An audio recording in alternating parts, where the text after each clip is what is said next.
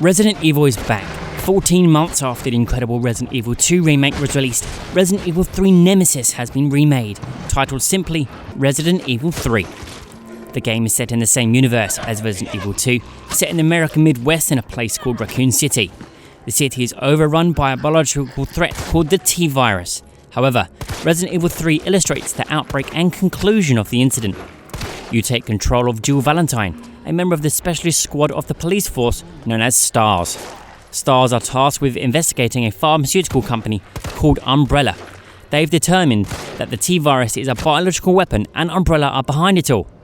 It is up to Jill and the other remaining members of STARS to get this truth out into the world, though the police department are found to be under Umbrella's sway, making this task almost impossible, especially since she is chased by a monster zombie which has been dispatched to stop her, called the Nemesis T-Type. Resident Evil 3 is a survival horror game which will have you constantly in fear and relentlessly chased by the undead horde. The city is in ruins and there's chaos everywhere. But is it worth an hour of your time? Well, sit back, grab some popcorn and find out our thoughts on the latest zombie game from Capcom. Like a movie. I'd like to firstly say that this game is just like a movie. The pacing of the story is great. The mix between gameplay and cutscenes is seamless. You really get to feel a relationship with Jill and Carlos. From the very start, you know you're in a terrible apocalyptic-like pandemic. You can feel the urgency in the air, you can feel the unease.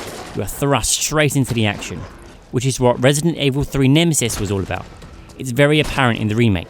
Action, action, and more action. Which brings me on to horror. This game makes you feel always on edge, especially if you play in 5.1 surround sound. You hear everything. From a window being smashed to a bin being knocked over, you'll find yourself looking over your shoulder in real life.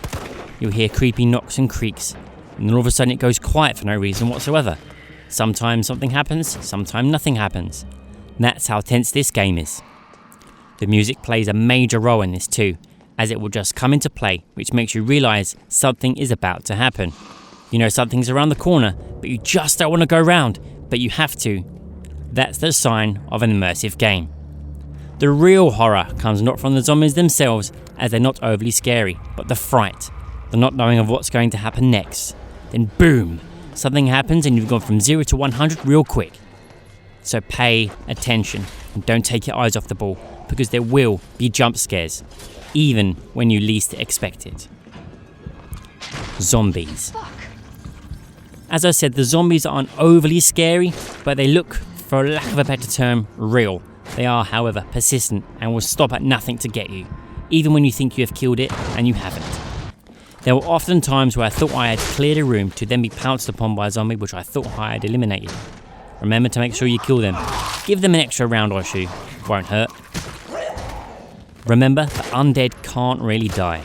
That's what I loved most about the zombies. Some of them are a real challenge to defeat. I'm in the control room. Puzzles. Now what? The puzzles are back and they are fantastic. We cannot give too much away, as we want to leave an air of mystery around them, as it's much more enjoyable to find things out on your own than to be told how to do things.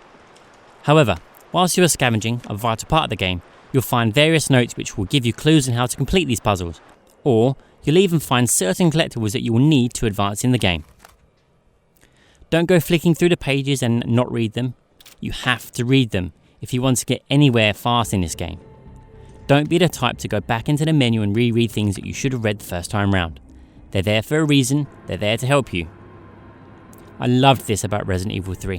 It gives it a much longer playtime, for me anyway. It made me want to explore the whole lot. I wanted to find everything out and get as much info about the area or level as I can. Doing so allowed me to get added extras that made my life easier, so go scavenge at your heart's content and make the game easier for yourself. Thank me later. Overall, this game is amazing, and one that I can't see myself going back to again and again, especially since I missed things in certain areas of the game that I wanted to go back and explore. There's also a Resident Evil Resistance game mode to get your teeth stuck into.